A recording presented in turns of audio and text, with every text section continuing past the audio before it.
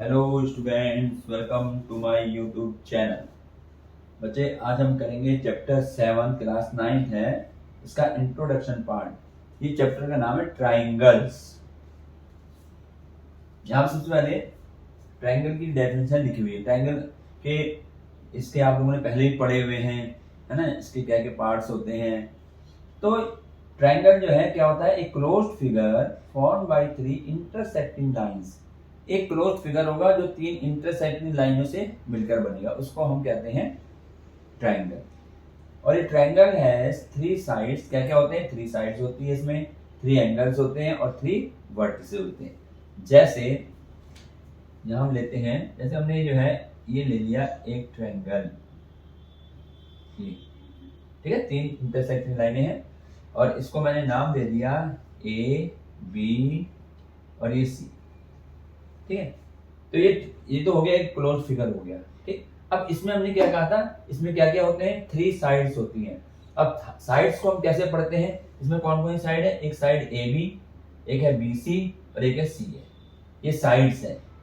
तो साइड्स को हम कैसे लिखेंगे, एक तो हमारी साइड हो गई ए बी है, ए बी एक साइड हो गई है, और बी सी हो गई, और एक हो गई सी ए। ये साइड्स हो गई 3, ए बी, बी सी, सी ए। और इसमें 3 एंगल्स होते हैं।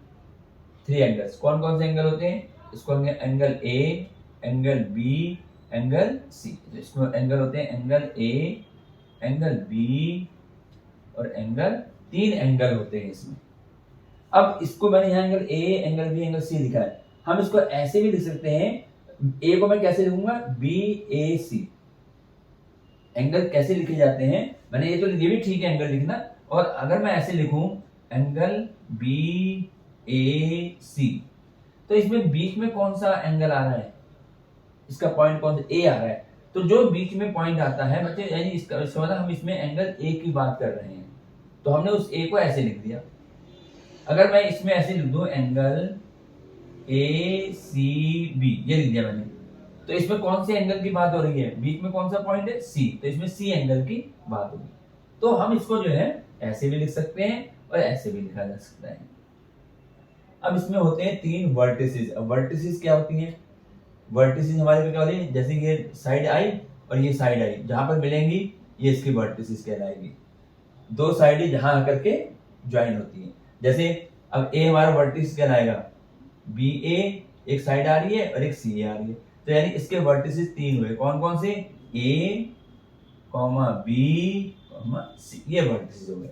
तो ये 3 चीजें होती हैं इसमें, साइड, साइड कौन कौन सी, side A B, side B C, side C, ये लिख दिया मैंने। और एंगल होते हैं 3, angle A, angle B, angle C. और 3 होते हैं हमारे वर्टिसेस, जो यहाँ पर हमने लिखी डेफिनेशन में लिखा हुआ है। तो वर्टिस ए, वर्टिस बी, वर्टिस सी। तो ये तो है हमारी छोटी सी डेफिनेशन ट्रायंगल की। अब हम इसको यहाँ मैं रफ कर देता हूं, तो हम यहाँ अब आगे बढ़ते हैं। अब आगे इसके बाद आता है, तो हो गया ट्रायंगल की बात। इसके बाद आता है कॉन्ग्रुएंट फिगर। अब कॉन्ग्रुएंट, कॉन्ग्रुएंट का मतलब समान होता है। कॉन्ग्रुएंट फिगर से मतलब 2 figures are congruent if they are of the same shape and of the same size.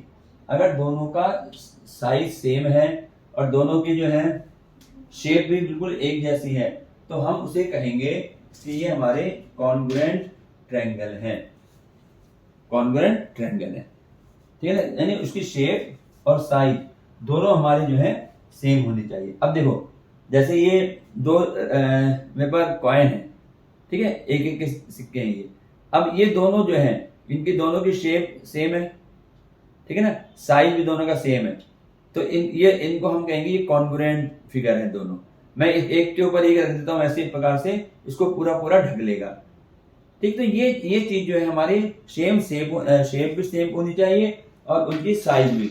इसी प्रकार से जैसे मान लिया मैंने एक फिगर बनाया, एक सर्कल बनाया, ये मैंने बनाया जैसे 3 सेंटीमीटर का, तो एक और मैं फिगर बनाऊंगा तो वो भी बच्चे अगर 3 सेंटीमीटर का होगा, 3 सेंटीमीटर, तो ये दोनों सर्कल जो होंगे, ये दोनों सर्कल हमारे क्या कहलाएंगे, कॉन्ग्रुएंट कहलाएंगे। समझ में ना, कॉन्ग्रुएंट एक ही शेप होनी चाहिए और साइज भी उनका शेप एक जैसे होनी चाहिए, साइज भी उनके सेम होनी चाहिए। उसी प्रकार से हम इसको जो हम कहेंगे इसको कॉन्ग्रुएंट फिगर, ठीक है। और भी कई जो जैसे सबसे इम्पोर्टेंट क्या है, फ्रिज में जो क्यूब बर्फ जमाते हैं इसमें, ठीक है ना, तो वो भी जो क्यूब हो या रेक्टेंगल जैसे भी, वो भी हमारी क्या होती है, वो हमारा जो है कॉन्ग्रुएंट होती है फिगर जो है। तो अब जैसे ये है, हमने सर्कल का दिया, ऐसे हम जो है मान हम जो है एक लेते हैं स्क्वायर ले लिया हमने। अब ये दोनों स्क्वायर जो है इस लाइनें जो ऐसी आती है, एक ये ले लिया, एक ये ले लिया, ये अब ये भी 3 सेंटीमीटर है, सारे साइड स्क्वायर है, ये भी 3 सेंटीमीटर है सारी साइड, तो ये दोनों हमारे जो है कॉन्ग्रुएंट कहलाएंगे। तो ये होती है कॉन्ग्रुएंट फिगर। सुना गया ना, शेप और साइज, शेप भी एक जैसा होना चाहिए और साइज भी उनका सेम होना चाहिए, उसको हम कहेंगे कॉन्ग्रुएंट फिगर। अभी कॉन्ग्रुएंट फिगर की बात कही है। अब आता है बात कॉन्ग्रुएंस ऑफ ट्रायंगल्स, जो हमारे ट्रायंगल तुम्हारा चैप्टर है उसके अनुसार congruence of triangle. Two triangles are congruent. अब दो ट्रायंगल हमारे कॉन्ग्रुएंट कब होंगे, if the sides and the angle of one triangle, एक ट्रायंगल की साइड और angle are equal to the corresponding sides and angle of the other triangle. दूसरे triangle की कॉरेस्पॉन्डिंग साइड और एंगल के इक्वल हो। अब इसको समझो, दो ट्रायंगल है, जैसे हमने यहाँ पर यही बताया था, हमने एक ट्रायंगल ये ले लिया, ये हमने ले लिया ए बी सी, और एक हमने यहां पर ले लिया पी क्यू आर, ठीक है, पी क्यू और ये आर। ये बच्चे दो ट्रायंगल हैं और लाइनें थोड़ी ध्यान हो जाएगी, ये सीधी स्केल की ये आ रही है, ऐसे चलो यार। तो ये दोनों ट्रायंगल हमारे जो हैं ये कब होंगे कॉन्ग्रुएंट, यदि इनकी साइडें सेम हो। यदि मानो मैंने ये साइड ले ली, यहाँ पर जो है यहाँ से मैंने ले लिया 3 4 3 2, हाँ इसमें एक दोबारा बनाते हैं इसको, ये थोड़ा छोटा बड़ा बना देते हैं जिससे कि समझने में आसानी हो। जैसे हमने एक ये ले लिया, एक इस प्रकार से ले लिया और एक ऐसे ले लिया, ठीक है, ये हमने ए बी सी ले लिया, ए बी सी, और दूसरा मैं ले रहा हूं इसको इस तरीके से, ये ले लिया, ये हो गया, और इस तरीके से पी क्यू आर। अब ये मान लो 2 सेंटीमीटर है, ये हमारी 3 सेंटीमीटर है, ये 4 सेंटीमीटर है, ऐसे ये 3 सेंटीमीटर है, ये 4 सेंटीमीटर है, और ये 5 ये होगी हमारी 2 हो गया, 4 ये 2 है, ये 2 है 4 और ये 3 सेंटीमीटर, ऐसे मान लिया। ये मान लिया दो हमारी फिगर दे रखी है, दो ट्रायंगल्स। अब ये ट्रायंगल्स जो है वो कह रहा है कॉन्ग्रुएंट होंगी कब, यदि इनके साइड और एंगल्स इक्वल होंगे कॉरेस्पॉन्डिंग साइड और एंगल के दूसरे ट्रायंगल में। अब कॉरेस्पॉन्डिंग का मतलब समझो, सबसे पहले मैं इसको ही बता रहा हूं। अब देखें, अब ये ट्रायंगल जो है मैंने कहा कॉरेस्पॉन्डिंग साइड और एंगल, एंगल इसमें क्या है, एंगल ए है, एंगल बी है, एंगल सी है, और यहाँ पर एंगल क्या है, एंगल पी क्यू और ये एंगल आर। अब यहाँ पर देखें ए बी जो है, ए बी किसके इक्वल है भाई, इस ट्रायंगल में, दूसरे ट्रायंगल में पी क्यू, ये इसकी कॉरेस्पॉन्डिंग एंगल है, साइड है, कॉरेस्पॉन्डिंग साइड, ये 2 सेंटीमीटर, ये भी 2 सेंटीमीटर है, तो ये हमारी कॉरेस्पॉन्डिंग साइड कहलाएगी, ठीक है ना। ऐसे अगर मैं AC कहता हूं, AC ये किसके इक्वल होगा, इस ट्रायंगल में, दूसरे ट्रायंगल में देखना है, ये ट्रायंगल PR के इक्वल होगा।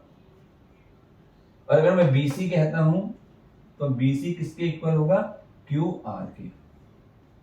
ये होती है कॉरेस्पॉन्डिंग साइड, यानी कॉरेस्पॉन्डिंग साइड का मतलब अगर मैंने 4 सेंटीमीटर यहां लिए तो 4 सेंटीमीटर ही यहां लूंगा, 3 सेंटीमीटर ले रहा हूं 3 सेंटीमीटर लूंगा, ठीक है। पहली बात तो ये होगी कि इसकी कॉरेस्पॉन्डिंग साइड जो हम देख रहे हैं इक्वल है, ठीक है। अब यदि इसके एंगल भी इक्वल होने चाहिए, जैसे मान लिया एंगल A है और एंगल ये B है, ठीक है, तो इसके एंगल यदि हमारे पास इक्वल होते हैं तो हमारे जो है कॉन्ग्रुएंट कहलाएगा। जैसे मान एंगल A है, ये इक्वल होना चाहिए किसके, एंगल P के, और एंगल B ये होना चाहिए एंगल Q के इक्वल, और एंगल C जो है ये होना चाहिए एंगल R के। अगर ये कंडीशन है, ये भी कॉरेस्पॉन्डिंग एंगल है, ये देखो कैसे पता लगा, मैंने ए कहा, अब ए देखो ए एंगल जो बन रहा है किन किन साइडों से मिलके बन रहा है, एक तो 2 सेंटीमीटर से और एक 3 सेंटीमीटर से। यहाँ पी देखो किस किस साइडों से मिलके बन रहा है, एक तो 2 सेंटीमीटर और एक 3 सेंटीमीटर, तो ये कॉरेस्पॉन्डिंग एंगल है। इसका कॉरेस्पॉन्डिंग ये है, इसका कॉरेस्पॉन्डिंग ये है, इसका कॉरेस्पॉन्डिंग ये है। यहाँ पे तो क्या डिग्री हम दे रखे होंगे जो भी होगा, फिलहाल मैं तुम्हें ऐसे समझा बता रहा हूँ कि ये कॉरेस्पॉन्डिंग एंगल। तो बच्चे ध्यान रखना है कि अगर हमारे पास एक ट्रायंगल की साइड और एंगल दूसरे ट्रायंगल के कॉरेस्पॉन्डिंग साइड और एंगल के इक्वल होगा तो ये दोनों ट्रायंगल हमारे कॉन्ग्रुएंट कहलाएंगे। जैसे यहां मैंने बताया तुम्हें साइडें इक्वल होनी चाहिए और इसके जो है एंगल जो है ये भी हमारे इक्वल होने चाहिए, तो ये हमारे कहलाएंगी कॉन्ग्रुएंट। ठीक है ना, ये हमारे कॉन्ग्रुएंट कहलाएंगे।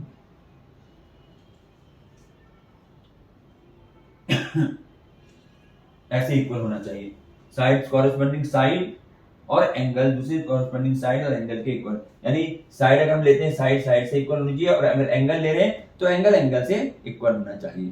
ठीक है, अब इसको लिखना कैसे है, अब सबसे बड़ी बात है इसको लिखने की, लिखा कैसे जाए। अब देखो मैं लिखता हूं, पहले मैं लिखा A B C, triangle A B C, congruent का निशान समझ लो क्या है, दो लाइनें सीधी और उसके बाद हम जो है यहां से ए ऐसे आता है इस तरीके से। ठीक है ना, इसको कॉन्ग्रुएंट को इसका निशान जो है ये ध्यान रखना है कैसे बनाना है ये। तो ये जो है यहाँ ज्यादा झुक गया, इसको थोड़ा और ऐसे, ये ऐसे करके ऐसे बनता है कॉन्ग्रुएंट ए बी सी। अब कॉन्ग्रुएंट किसके लिखूंगा, हमें दिखाना है पी क्यू आर के। अब देखो मैं इसको लिखूंगा ट्रायंगल पी क्यू आर। इसको लिखने का भी तरीका मालूम होना चाहिए और समझा रहा हूं कैसे करना है। ये देखिए अब इनमें क्या होगा, जो मैंने ये लिख दिया है इसमें देखें सबसे पहले ए बी साइड इस ट्रायंगल की किसकी हो रही है, पी क्यू के। देखो यहाँ पर ए बी पी क्यू के बराबर है, 2 सेंटीमीटर है।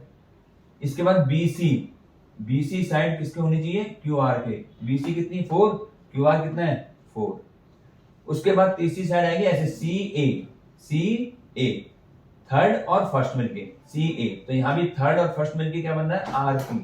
तो देखो सी ए क्या आर पी के बराबर है, बराबर है। इसको ऐसे लिखा जाएगा, इसको जो है इस तरीके से हम लिखेंगे। तो ये कॉन्ग्रुएंट, इसमें अगर ये कॉन्ग्रुएंट है तो ऐसे लिखा जाएगा ये। और ऐसे देखो एंगल भी देखो, एंगल ए किसके बराबर होगा, एंगल पी के। Angle A equal to angle P, इससे ही पता लग जाता है बी किसके इक्वल होगा, क्यू एंगल के, और सी किसके इक्वल होगा, आर एंगल के। तो इस तरीके से अगर हमारे कॉन्ग्रुएंट हैं तो हम उसको जो है इस प्रकार से इसे दिखाएंगे। ठीक है, लिखने का तरीका सही होना चाहिए। और देखो एक और एग्जांपल बताते हैं तुम्हें, एक एग्जांपल और देख लेते हैं। जैसे हमारे पास यहाँ पर हमें ट्रायंगल दिया है, 2 ट्रायंगल लूंगा ना, ये ले लिया और इसको ऐसे लेकर के जगह थोड़ी वो है, और ये हम जो है इसको ऐसे, ठीक है, राइट एंगल नहीं है ये राइट एंगल नहीं है। जैसे ए बी और ये सी, ये हो गया, हाँ ये हो गया। ये जैसे मान लिया 4.5 सेंटीमीटर मान लो इसको, ये मान लिया हमने 5 सेंटीमीटर, ये 4.5 सेंटीमीटर और ये हमारी 4 सेंटीमीटर है। अब एक ट्रायंगल और यहाँ बना हुआ है, जैसे मान लिया ये बन गया और इस तरीके से आ गया ये हमारा ये 4 सेंटीमीटर हो गया। ठीक है, और ये हमारा आ गया 4.5 सेंटीमीटर, और ये मान लो ऐसे दे रखा है समझिए, और ये मैंने पी क्यू आर लिख दिया। अब देखें इसके ट्रायंगल कॉन्ग्रुएंट कब होगा, जब इसकी कॉरेस्पॉन्डिंग साइड इक्वल होंगी। ठीक है ना, अगर साइड में कॉरेस्पॉन्डिंग साइड लिखी जाएंगी, एंगल में कॉरेस्पॉन्डिंग एंगल लिखे जाएंगे। अब इसमें जो है पहले तो मैं इसको लिख लेता हूं ट्रायंगल ए बी सी, चाहे पहले पी क्यू आर कुछ भी लिख लें, कोई भी ट्रायंगल। जैसे मैंने मान लिया यहां लिख दिया ट्रायंगल ए बी सी और कॉन्ग्रुएंट का निशान लगा दिया इस तरीके से।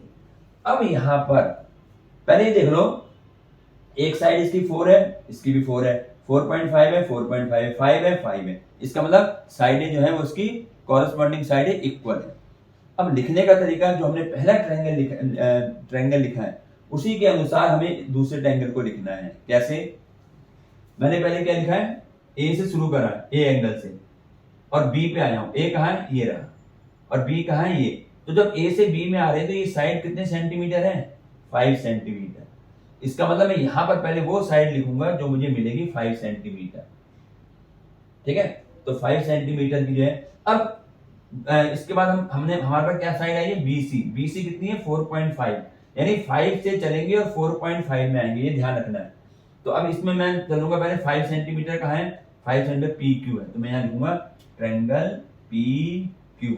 याद है ना? पी क्यू हो गया। अब यहां से कहां चले गए? 4.5 पे। 4.5 क्या है? आर है। ऐसे इस तरह से लिखोगे तो ही हमारा जो ये सही बनेगा। समझ आ रहा ना? ये हमारा सही बनेगा। अगर मान लो यहां पर, तो ये समझ में आया कैसे लिखना है इसको? इसको हमें इस तरीके से लिखना पड़ेगा। मैं इसको जो है, अब मान लो ये ट्रायंगल है, मैंने इस ट्रायंगल को मैं मिटा के, अब इसी ट्रायंगल को, अब देखो मैं मिटा देता हूं और इसी तरीके का मैंने ये बना दिया।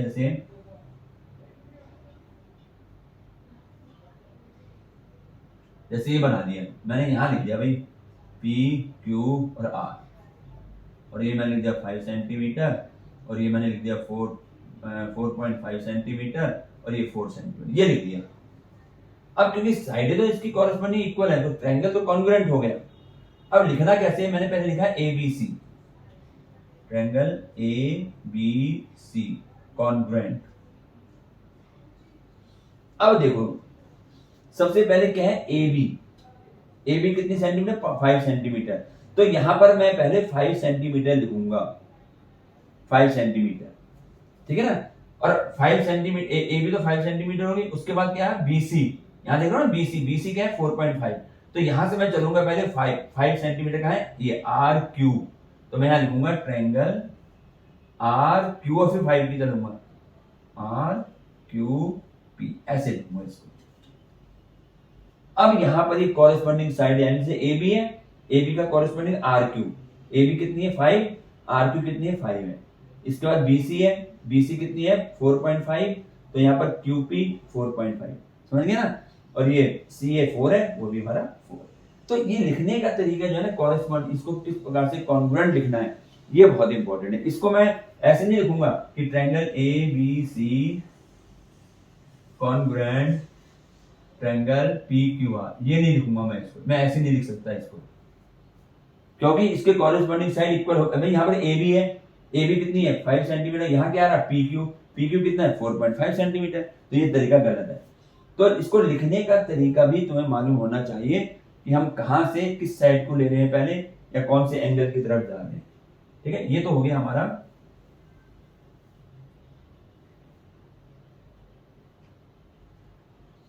ये हो गया कॉन्ग्रुएंस ऑफ ट्रायंगल। अब इसमें ये तो बात ही हो गई, एक बात और ध्यान रखना है। अगर ट्रायंगल हमारे कॉन्ग्रुएंट हैं, in congruent triangles corresponding parts are equal, इसके कॉरेस्पॉन्डिंग पार्ट्स जो है वो इक्वल होंगे ही होंगे। अगर ट्रायंगल हमारा कॉन्ग्रुएंट है तो उसके जो है कॉरेस्पॉन्डिंग पार्ट्स जो है इक्वल। अब पार्ट्स क्या है? ट्रायंगल में पार्ट्स क्या होते हैं? साइड होंगी, एंगल होंगे, यही तो होंगे। तो अगर मान लिया, अब जैसे ये चीज क्वेश्चन में आएंगे ना, इसलिए मैं यही समझा दे रहा हूं। अगर मान लिया हमारे पास कोई ऐसा ट्रायंगल दे रखा है पी क्यू आर, और एक ऐसा ट्रायंगल ही दे रखा है, इसको एम एन पी, ऐसे ये, ठीक है। अब हमें जो है, हमें मालूम है कि कॉरेस्पॉन्डिंग है, हमें ये मालूम है कि ट्रायंगल पी क्यू आर ये कॉरेस्पॉन्डिंग है, कॉन्ग्रुएंट है ट्रायंगल एम एन पी के, ठीक है, इसके कॉन्ग्रुएंट। अगर ये कॉन्ग्रुएंट है तो बच्चे इसके कॉरेस्पॉन्डिंग पार्ट भी इक्वल होंगे। यानी अगर मुझे ये दिखाना है कि एंगल P जो है एंगल M के बराबर है, ठीक है, तो मैं क्या करूंगा, उसको पहले कॉरेस्पॉन्डिंग दिखा दूंगा, ये कॉन्ग्रुएंट दिखाऊंगा पहले। और जब कॉन्ग्रुएंट हो गए तो फिर मुझे जो भी प्रूव करना है उसके उस पार्ट में, यानी साइड प्रूव करनी है या मुझे एंगल प्रूव करना है, वो हम कर सकते हैं। तो मैं अब यहाँ पर लिख सकता हूँ angle P is equal to angle M। यदि हमें ये प्रूव करने के लिए आए कि prove that angle P is equal to angle M, तो हम क्या करेंगे, इन दोनों ट्रायंगलों को पहले कॉन्ग्रुएंट दिखाएंगे। अब कॉन्ग्रुएंट दिखाने के जो क्राइटेरिया वो अलग है, वो आगे बताऊंगा क्या क्या होते हैं, कब हम इसको कॉन्ग्रुएंट कहेंगे। एक तो हमने सिंपल सी कंडीशन पढ़ ली कि ट्रायंगल कॉन्ग्रुएंट कब होंगे, जब उसकी साइडें इक्वल हो, कॉरेस्पॉन्डिंग साइडें इक्वल हो एक ट्रायंगल दूसरे ट्रायंगल में, या उसके एंगल इक्वल है कॉरेस्पॉन्डिंग। ठीक है, ये तो हमने सिंपल सी डेफिनेशन। लेकिन ऐसे और क्या क्राइटेरिया है कि जिसको हम करने से बता दें कि भाई ये जो है कॉन्ग्रुएंट होंगे। तो पहली बात तो ध्यान रखना कि कहीं पर भी अगर ट्रायंगल हमें कॉन्ग्रुएंट मालूम चल गए, ठीक है, तो हम उसके कॉरेस्पॉन्डिंग पार्ट को इक्वल दिखा सकते हैं, किसी भी पार्ट को। अगर मान लो मुझे QR is equal to NP दिखाना है, तो मैं क्या करूंगा, इनको पहले कॉन्ग्रुएंट दिखा दूंगा और फिर लास्ट में लिख दूंगा QR is equal to NP, ऐसे। तो किसी पार्ट को दिखाना होगा तो अगर दो ट्रायंगल दिए हुए हैं हम उसको कॉन्ग्रुएंट दिखाएंगे, और उसके बाद अब ये दिखाने के बाद अब इसका रीजन जो देना पड़ेगा, इसके रीजन के लिए मैंने यहाँ लिखा हुआ है, ये लिखा है नोट में, in congruent triangles corresponding parts are equal, corresponding part equal होंगे, ठीक है, या तो साइडें इक्वल होंगी, एंगल इक्वल दिखाना होगा तो, and we write in short, और शॉर्ट में कैसे लिखते हैं, CPCT, CPCT। तो CPCT का मतलब क्या हुआ, corresponding parts of congruent triangle. जैसे यहां मैंने बता रहा हूं, अगर दोनों ट्रायंगल हमारे कॉन्ग्रुएंट है और मुझे प्रूव करना है QR is equal to NP, तो मैं पहले इसको कॉन्ग्रुएंट दिखाऊंगा और उसके बाद लिख दूंगा QR is equal to NP। लेकिन इसके साथ मुझे रीजन में क्या लिखना पड़ेगा, वो ये लिखना पड़ेगा CPCT, ये लिखना पड़ेगा। ये बात समझ में आई? ये पूरा लिखने की बजाय कि corresponding parts of congruent triangle, हम लिख देंगे CPCT। बस इससे हमारा जो है आंसर सॉल्व हो जाएगा। तो क्या मतलब हुआ, जब भी कोई ट्रायंगल दिए हुए हैं, हमें कुछ प्रूव करना है, उसको हम कॉन्ग्रुएंट दिखाएं, उसके बाद जो भी उसने पार्ट कहा है इक्वल दिखाने के लिए उसको इक्वल लिख देंगे और उसके बाद CPCT लगा दिया जाएगा। अब इसके बाद आता है criteria for congruence of triangle. अब ट्रायंगल इनकी क्या क्राइटेरिया है कि ट्रायंगल जो है कॉन्ग्रुएंट हो, ठीक है। उसमें हमें जो है 5 बातें ध्यान रखनी है। सबसे पहले है SSS कॉन्ग्रुएंसी, SSS। दूसरा है SAS कॉन्ग्रुएंसी। तीसरा है ASA कॉन्ग्रुएंसी। फोर्थ है AAS कॉन्ग्रुएंसी और फिफ्थ है RHS कॉन्ग्रुएंसी। यानी अब जब तुम कोई भी ट्रायंगल को कॉन्ग्रुएंट दिखाओगे तो उनमें से ये कंडीशन लगी होनी चाहिए। अगर ये इनमें से कोई भी एक कंडीशन अगर उसमें लगी होगी तो हम लिख देंगे कि ट्रायंगल हमारे कॉन्ग्रुएंट है, ठीक है। तो ये क्राइटेरिया है। अब इसको हम एक एक चीज को अभी अलग अलग समझाएंगे। तो इसको चलिए आगे बढ़ते हैं, एक एक इसको जो है जो इसकी क्राइटेरिया इसको आगे हम समझाते हैं। फिर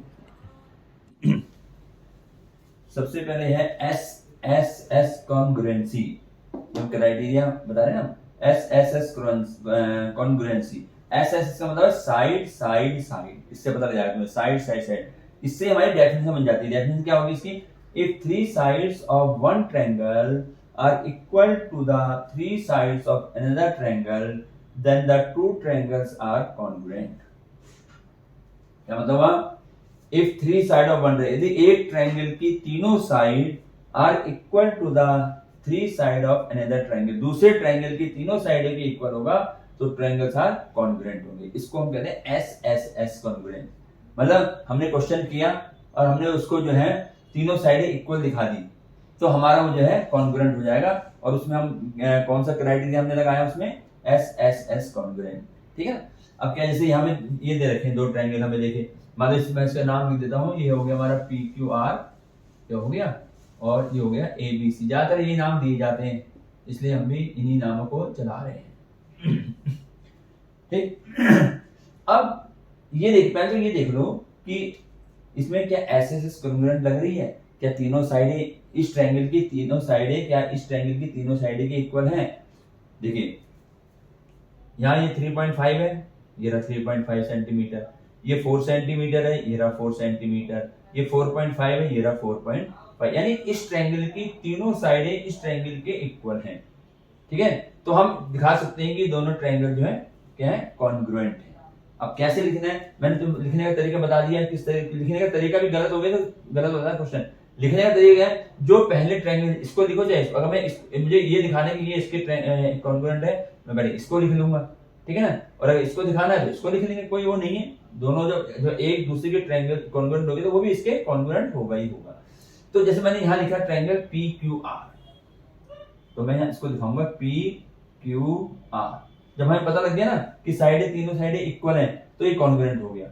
ठीक, तो पी क्यू आर, फिर यहाँ पर कॉन्ग्रुएंट का साइन लगेगा, ये साइन ऐसे बनेगा, प्रैक्टिस करोगे बन जाएगा।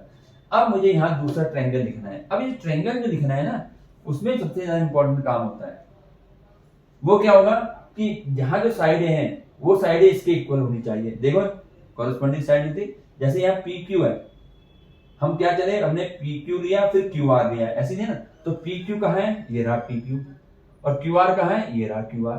तो पी क्यू कितना था 3.5 और क्यू आर कितना है 4, तो 3.4 से शुरू करोगे क्यू आर, अब 3.5 से 3.5 ये है। अब उसके बाद चलना है हमें किसमें, क्यू आर 4 सेंटीमीटर में। तो अब मैं इसको ऐसे लिखूंगा बी सी, तो सॉरी इसमें क्या पहले लिया, पी क्यू कितना है, हाँ 3.5 है ये, तो 3.5 यानी 3.5 से चल के फिर क्यू आर में पहुंचना है, क्यू आर 4 है।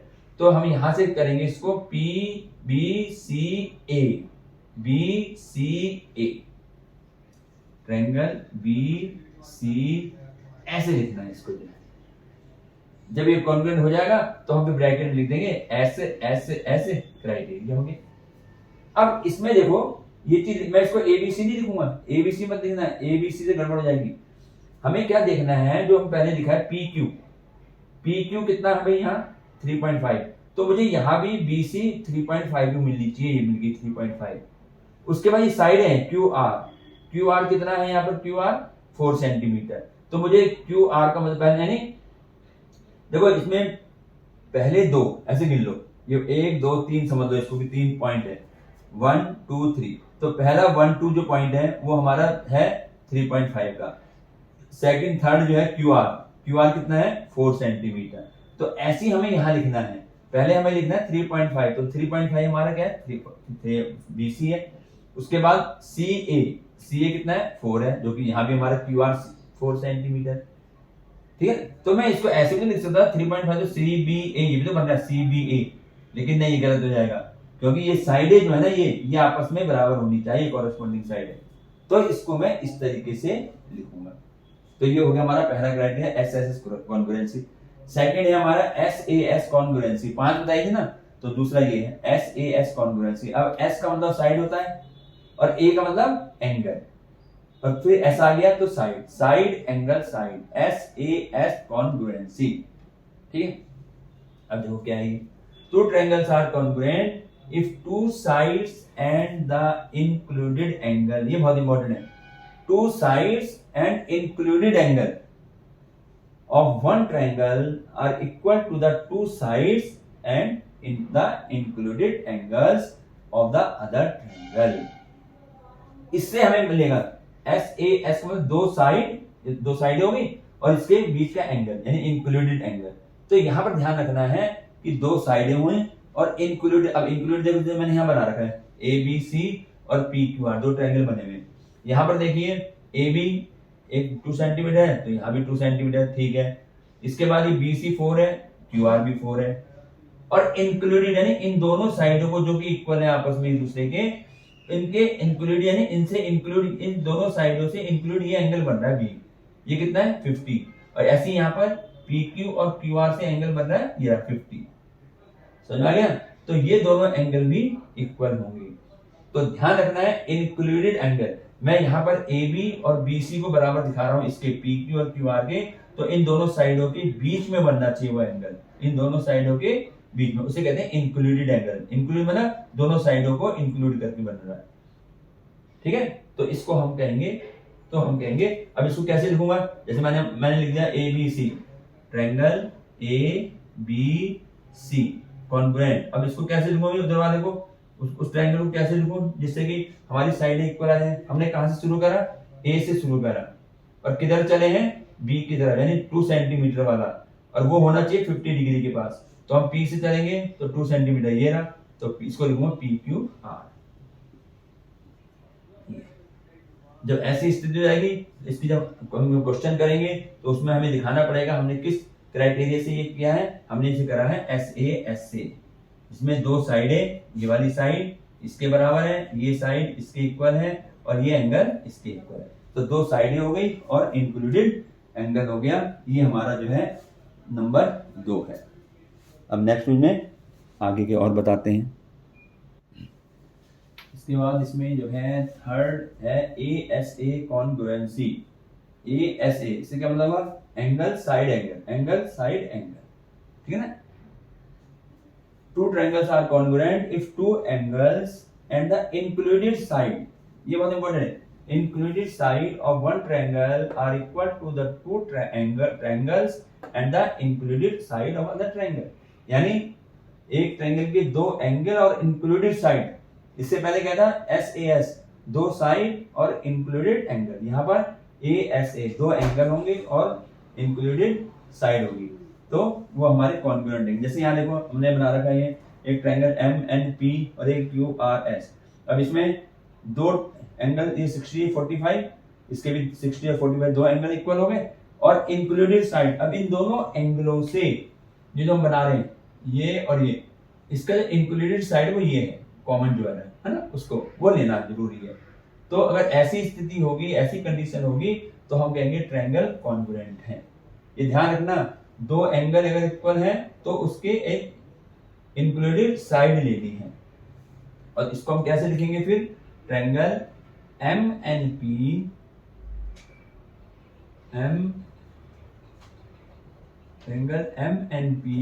Congruent triangle. अब यहां पे देखो MNP कह रहा हूं, यानी M से कहा जा रहा है 60 की तरफ, तो यहां से Q से 60 यहां है, तो QRS, ट्रायंगल QR, ये हमारा कॉन्ग्रुएंट होंगे। और उसमें हम इसमें जब अगर हम क्वेश्चन करेंगे कॉन्ग्रुएंट दिखा देंगे तो हम यहाँ क्या लिखेंगे, ASA क्राइटेरिया, ऐसे लिखना होता है। तो ये डेफिनेशन जो है ये तुम्हें मालूम होनी चाहिए थोड़ी, वो डेफिनेशन इसको देख के ही पता लग जाता है। ASA SSA या SSS है, तीनों साइड इक्वल होनी चाहिए। इसके बाद आता है AAS। अब देखो इसमें और इसमें फर्क है, डिफरेंस है। ये है ASA और यहाँ पर है AAS। AAS कॉन्ग्रुएंस कब होगा, एंगल एंगल साइड। हालांकि यहाँ भी दो एंगल एक साइड था और यहाँ पर भी दो एंगल और एक साइड आ रहा है, लेकिन two triangles are congruent if any two pair of angles and one pair of corresponding side are equal। अब यहाँ पर इसने included नहीं कहा है, यहाँ पर साइड जो है वो included है, दोनों के बीच में है। यहाँ पर AAS है, यानी दो एंगल तो इक्वल होनी चाहिए और कोई भी एक साइड होनी चाहिए, जैसे यहाँ बना रखा है ना, ABC और ये हमारा PQR है, PQR। अब देखिए इसमें दो एंगल तो इक्वल है, 60 45 है, और ये साइड जो है अलग है, बिल्कुल इंक्लूडेड नहीं है, चाहे वो साइड यहाँ हो चाहे यहाँ हो। तो अगर ऐसे भी हमारी कंडीशन आती है कि दो एंगल तो हमें दिख रहे हैं और एक साइड जो है वो इंक्लूडेड नहीं है, अलग से साइड है, तो भी हमारा ट्रायंगल जो है वो कॉन्ग्रुएंट होंगे और हमें कंडीशन लगेगी AAS। ध्यान रखना AAS और ये ASA आ गए। इसमें तो साइड यहाँ पर नहीं होनी चाहिए, इसमें साइड क्या होगी, इंक्लूडेड होगी, जहां पर डिग्री एंगल बन रहे हैं उसके साथ इंक्लूड होगा, यहाँ पे कोई जरूरी नहीं है, ठीक है। तो यहाँ पर हमारे पास हम इसको फिर ऐसे लिख देंगे ABC कॉन्ग्रुएंट टू दिस। जैसे मैं इसको यहाँ पर लिख देता हूँ, ट्रायंगल ABC कॉन्ग्रुएंट। अब देखिए यहाँ पे कैसे लूंगा, ये AB हम चले हैं 3 सेंटीमीटर और 60 की तरफ, तो PQ आएगा 3 सेंटीमीटर और 60, तो ट्रायंगल PQR ऐसे। और ये कंडीशन क्या होगी, AAS, यहाँ पे कंडीशन AAS रहेगी, समझ आ गया ना। तो ये कंडीशन भी हो सकती है। इसके बाद है RHS। RHS क्या होता है, राइट एंगल, R का मतलब right angle, H means hypotenuse और S मींस साइड। यानी अब ये कंडीशन उसी में रहेगी जहां पर राइट ट्रायंगल होगा। राइट एंगल ट्रायंगल जानते हो ना, 90 डिग्री का angle. If in two right triangles the hypotenuse and one side of one triangle are equal to the hypotenuse and one side of other triangle then the two triangles are congruent. इसमें एक तो right angle होना चाहिए, ये उसमें condition रहेगी और कहीं रहेगी आरएचएस की। इसमें क्या है, एक तो हाइपोटेनियस इक्वल होना चाहिए और एक साइड जो है वो इक्वल होनी चाहिए।